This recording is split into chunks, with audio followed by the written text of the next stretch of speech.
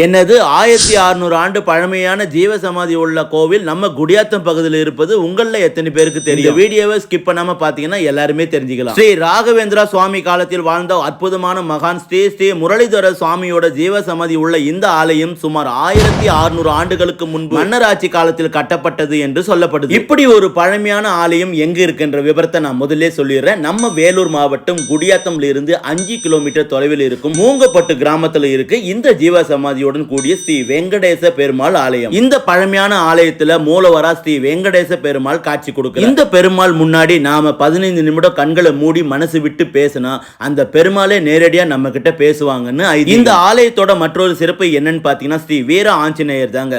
இந்த வீர ஆஞ்சநேயர் மத்த கோவில்ல விட பாத்தீங்கன்னா வால் பகுதி தனக்கு தலைக்கு மேல இருப்பதால மிகவும் சக்தி வாய்ந்த வீர ஆஞ்சநேயர் என்றும் இந்த சுவாமியை நாம வேண்டும் போது பில்லி சூனியம் ஏவல் எதுவா இருந்தாலும் நொடி பொழுதுல காணாம போயிடும்